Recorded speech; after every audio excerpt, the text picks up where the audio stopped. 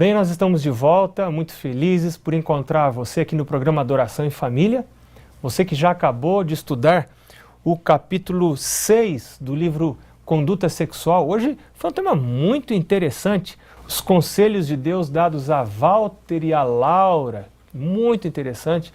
Esse Walter, um rapaz que não compreendeu bem os conselhos de Jesus ali em Mateus 19 e acabou mutilando o seu próprio corpo. Casou-se com Laura conhecendo, sabendo da sua situação, acabaram se divorciando, ele se casou novamente, Laura também se casou novamente, e Deus não abandonou essas pessoas, procurou dar conselhos, procurou mostrar a importância de preservar os vínculos matrimoniais, mesmo em situações difíceis como estas. Nós vamos conversar sobre esse assunto hoje com dois pastores, pastor Donato Azevedo Filho e pastor Gilmar Filho Silveira.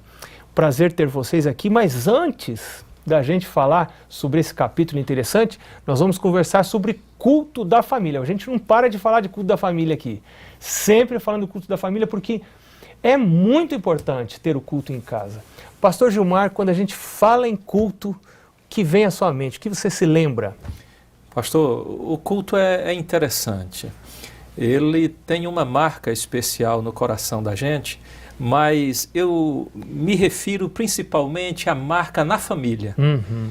Eu tenho um garoto de 6 anos e há algum tempo atrás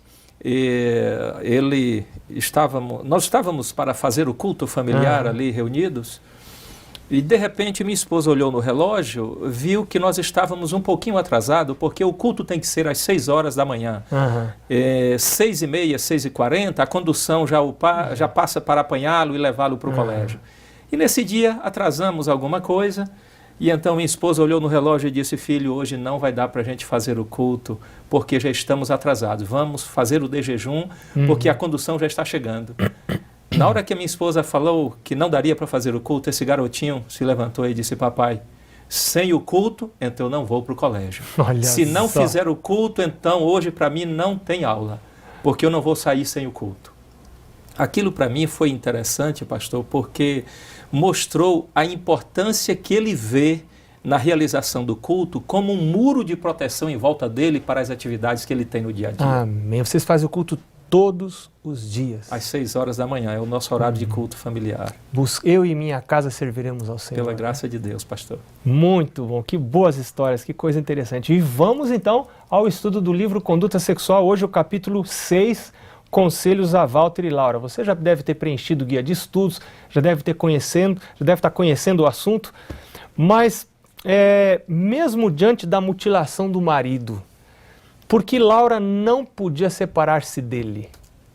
Na verdade, quando dois jovens se casam, eles fazem um juramento cujo registro fica no céu ali, registrado nos livros do céu. É um voto. É um voto, um compromisso que eles fazem e ali é registrado diante de Então, Deus. isso não depende da relação sexual, porque tem gente que diz por aí, não, se não houve relação sexual, então não se consumou o casamento. O casamento é relação sexual ou é o voto? A diferença está exatamente entre o que é um contrato e o que é um voto. No mundo aí fora se pensa que casamento é um contrato. O contrato é um acordo feito entre as partes, em que envolve troca de bens, troca de serviço. E quando uma pessoa ela não consegue cumprir com sua parte, se desfaz o contrato, procurando sempre trazer menos prejuízo possível para o outro, e acabou. É um relacionamento baseado no meio a meio. Agora o voto é diferente. Até a palavra voto no Novo Testamento tem a ver com vontade, testamento. A pessoa que faz um voto, ele é um testante. E o testante, ele não entra com 50%. Ele entra com 100%. Ele é obrigado a cumprir com sua parte, mesmo que o outro não faça a sua. Então fica fácil a outra pergunta. Se Walter não tivesse falado nada da sua mutilação, do seu problema aí, do seu impedimento sexual, que a gente vê muito claro isso no livro, ela poderia se separar? Foi enganada, casei enganada, ele não me contou isso, podia separar? Pastor, baseado no espírito de profecia, nas orientações que nós temos aqui na página 38 desse capítulo, nós vemos que nada justifica a separação. Depois que foi dado um voto. Depois que foi feito este juramento, eu até gosto dessa expressão, pastor, juramento. Quer dizer, é um juramento diante de Deus. Então nada inviabiliza, nada anula esse voto. E sabe, uma oportunidade, pastor, de nesse juramento a pessoa testemunhar de uma prática muito comum de Cristo para conosco, que é a graça imerecida. Então, você tem gente, deve ser misericordioso. Sim, tem gente que diz assim, mas eu preciso, agora você acha justo eu viver a vida toda com uma pessoa que eu não amo? Não deve viver a vida toda com uma pessoa que não ama. Deve amar, então. Não é verdade? Exatamente. Então, como é que a gente faz para amar se o amor se perdeu?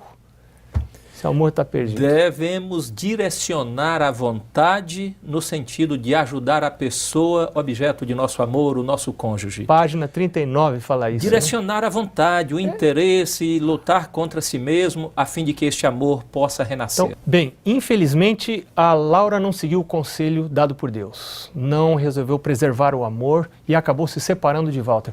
Que conselho Deus então dá para Walter nessa circunstância? Deus foi claro e enfático, pastor, dizendo diretamente para Walter: desista de Laura e confie em Deus, coloque sua confiança em Deus. Isso é importante, porque tem gente que fica aí remoendo, e não, ore por favor, ore para mim, eu oro, meu ex-marido encontrei uma mulher uma vez, 15 anos orando pelo ex-marido, e pediu para eu orar também, eu falei, irmã, vou orar por você.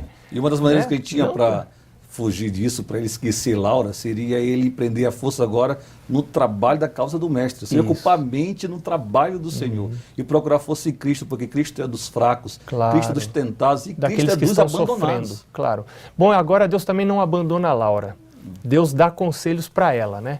Laura, você está separada, já infelizmente consumou. Quais foram os conselhos de Deus para Laura, separada de Walter? Mantenha-se afastada das coisas do mundo e, principalmente, afastar-se da companhia de jovens do sexo oposto, a fim de que isso não servisse de uma tentação e um obstáculo à vida espiritual dela. Tem gente muito inocente, né?